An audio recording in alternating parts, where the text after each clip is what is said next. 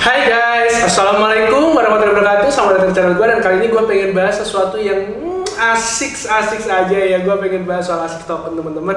Jadi gini, mungkin beberapa hari belakangan ini kalian lagi rame banget mungkin di sosial media, Instagram, mungkin juga di Twitter atau media massa lokal soal token yang dikeluarin sama Anang Hermansyah, kemudian Ashanty yang lagi seneng-senengnya ngajak emak-emak untuk beli token ASICS gitu kan.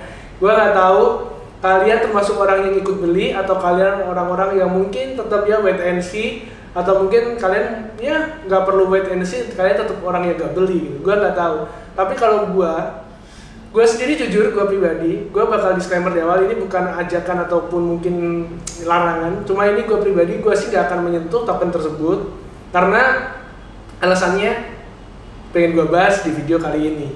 Ya, gue pengen bahas di video kali ini soal kenapa alasan kalian sebaiknya nggak FOMO ikut-ikutan beli ASICS token. Jadi gini, yang pertama teman-teman, kalau kita lihat ASICS token itu adalah ya token karya anak bangsa. Itu oke banget, token karya anak bangsa, nggak ada yang salah dengan itu. Tapi sebelumnya masih ada dua token sebelumnya teman-teman, kayak TKO dari toko kripto dan juga PTU atau token Pintu dari Pintu juga. Itu dua-duanya adalah token Indonesia yang dikeluarin oleh Exchange Indonesia, yang satu dari Pintu, yang satunya dari toko kripto. Dua-duanya adalah token Indonesia yang kita mungkin bisa track recordnya ketika dia dijual pertama kali dan harganya saat sekarang, dan bagaimana pergerakan harganya, kemudian kita bandingkan dengan pergerakan harga dari ASICS token. Itu yang pertama. Kemudian yang kedua, gue pengen bandingin juga, dan teman-teman mungkin bisa ya di YOR, do your own research. Teman-teman bisa cek kalau misalnya token yang dikeluarkan seperti ASICS token ini, itu kurang lebih adalah token yang basicnya adalah token gaming, dalam artian play to earn games. Nah, kalau kalian mau tahu token yang sebelumnya udah lebih happening lagi, itu ada Axie Infinity, di mana tokennya itu ada AXS, kemudian juga ada Smooth Love Potion gitu.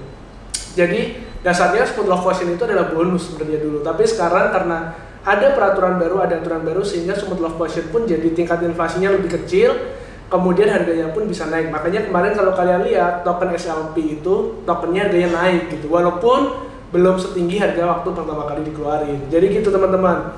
Jadi kita mungkin bahasnya dari websitenya dulu. Kita buat lihat kira-kira roadmapnya seperti apa, white papernya seperti apa ya teman-teman ya. Oke, kita buka di sini.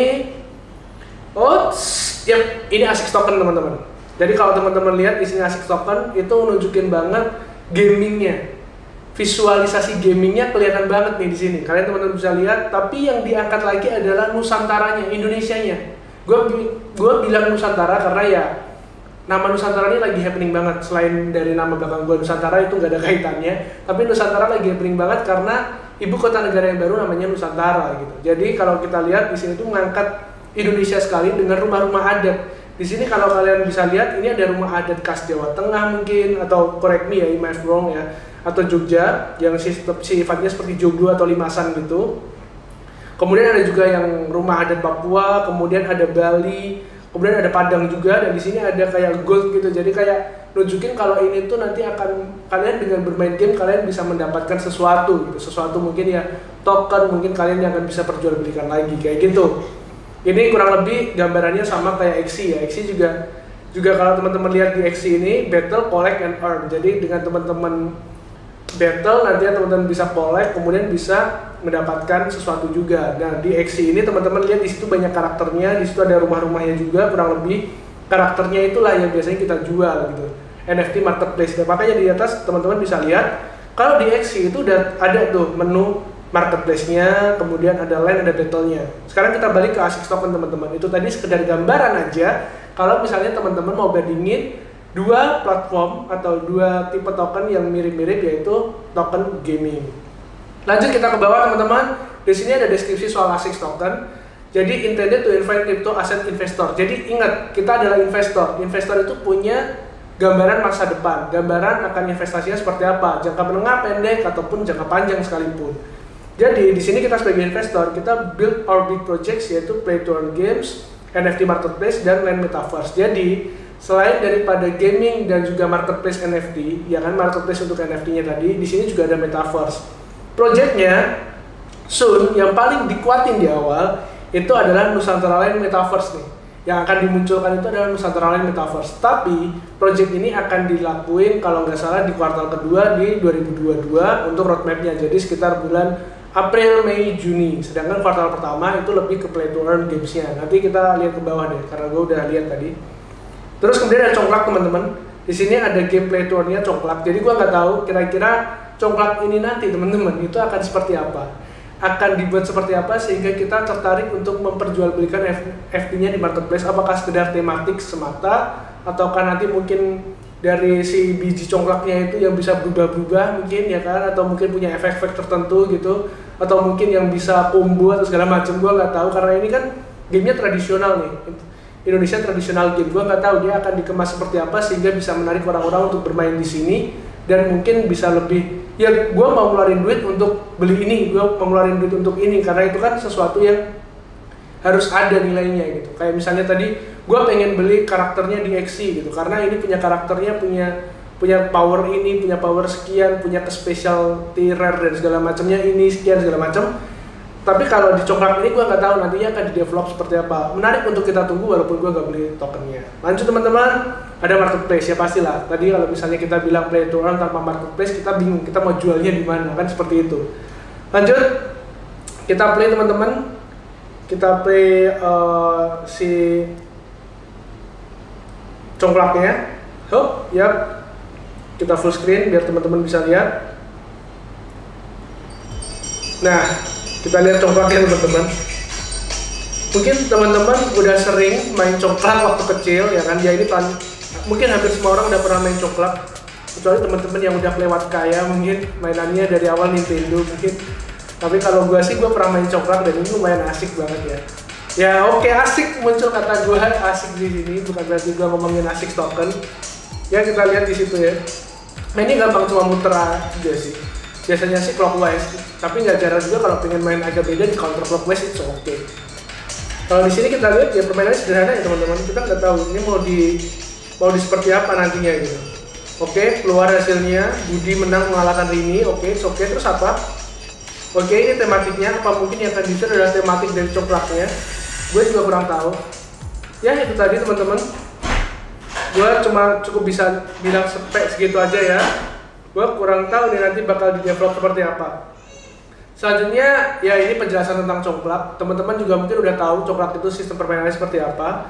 Ya ini many names ya, banyak lah bisa dibilang congklak, shell, sheets, and small stone. Itu ya gua udah enggak inilah. Pokoknya kalian teman-teman tahu congklak, ininya congklak lah, udah gitu aja. Lanjut teman-teman, marketplace seperti yang biasa marketplace NFT, tapi dia diperjualbelikan NFT produk, clear. Kemudian metaverse ya virtual world, nantinya ada kombinasi antara augmented reality sama virtual reality ya seperti itulah. Karena metaverse ini sebenarnya lagi naik-naiknya nih, lagi up-upnya di tahun 2022, di mana sebelumnya kalau teman-teman tahu Facebook itu ganti nama jadi Metaverse gitu kan. Jadi Meta gitu. Jadi Meta, sorry bukan Metaverse, jadi Meta gitu. Terus mereka akan fokus di metaverse walaupun akhirnya semua orang hampir orang nggak yakin, kemudian sahamnya turun harganya yang saat ini ya mungkin si Mark kehilangan beberapa triliun dari kekayaannya karena harganya anjlok banget sahamnya. Kemudian juga metaverse ini lagi rame karena di G20 Presiden Jokowi juga bilang tuh, katanya dia mau memperkenalkan kalau Indonesia itu akan menggunakan metaverse dan segala macamnya di ajang G20 nanti. Jadi gua nggak tahu nanti bakal seperti apa yang bakal dibawain di G20, tapi it's okay. Menarik, kita selalu mengikuti perkembangan, itu menarik walaupun mungkin kita tidak berkutat di dalamnya, kita tidak terlibat di dalamnya, bahkan kita tidak ikut perkembangannya, tapi mengikuti perkembangan dalam tanda kutip, kita tahu info dan kita tahu berita itu menyenangkan teman-teman. Jadi biar gak kutip juga kan. Lanjut teman-teman, ini roadmapnya kita bisa lihat di kuartal 1 ada press release segala macam, kemarin ada sosial media, kemudian private sale ya segala macamnya itu udah hijau semua, udah terpenuhi. Kemudian ada juga white paper, kemudian private sale, tapi KYC-nya juga belum ada ya. KYC-nya belum ada. Kita lanjutkan. Nah di sini udah listing di PancakeSwap karena teman-teman tahu kemarin udah banyak yang bisa swap di PancakeSwap dengan beli dulu BNB, kemudian di swap di PancakeSwap. Kemudian juga listing di CoinMarketCap dan CoinGecko. Jadi teman-teman bisa ngecek nih, kira-kira si ASIC token ini sekarang itu udah peringkat berapa sih gitu, baik di CoinMarketCap maupun di CoinGecko. Kemudian juga kita bisa lihat supply-nya seberapa, kemudian juga kira-kira harganya itu perkembangannya per day, per 7 day, ataupun per berapa itu seperti apa. Karena itu penting ya teman-teman, kita bisa melihat track record dari masing-masing token segala macamnya, kemudian naik turunnya, kemudian market cap-nya seberapa, kemudian juga kira-kira kita worth it-nya ataukah kita beli di harga bawah atau harga tinggi sebenarnya kalau kita melihat ke history. Lanjut, yang belum ada di kuartal 1 dan harusnya udah ada di kuartal 1 nantinya sampai bulan Maret, itu ada pay to earn game sama NFT marketplace. Bapepti license juga masuk ke dalam roadmap di kuartal 1. Seperti yang kita tahu kemarin Bapepti juga bilang bahwasannya token ini itu sedang didaftarkan di Bapepti, gitu, sedang diproses gitu, makanya harganya mulai melambung tinggi lagi. Walaupun ya sebelumnya kita tahu tokennya si ASICS ini, si token ASICS ini tadinya juga udah sempat harganya koreksi karena dibilang tidak boleh ataupun ilegal untuk diperjualbelikan di Indonesia. Gitu teman-teman. Kemudian di kuartal 2 seperti yang gue bilang tadi ada Nusantara First Development, jadi akan dimulai metaverse-nya yang Nusantara tadi di kuartal kedua 2022. Lanjutnya teman-teman, kita bahas di CoinGecko. Oke, CoinGecko. Sekarang sebelum gue bahas soal ASICS, kita bahas soal toko kripto sama Pitu Token, di mana dua-duanya merupakan token keluaran dari Indonesia atau token anak bangsa, walaupun dua-duanya keluar dari exchange Indonesia. Kita mulai dari toko kripto. Kenapa gue mulai dari toko kripto? Toko kripto itu memiliki ranking, jadi teman-teman kita bisa melihat dari toko kripto dulu karena dia memiliki market yang lebih besar dibandingkan PTU maupun ASICS gitu. Pertama toko kripto teman-teman. Kalau kita lihat trennya selama 1 tahun, kita bisa lihat di depan itu harganya itu fluktuasinya tinggi sekali, dimana sempat mencapai all time high-nya di harga $4,5 kalau nggak salah, kurang lebih segitu.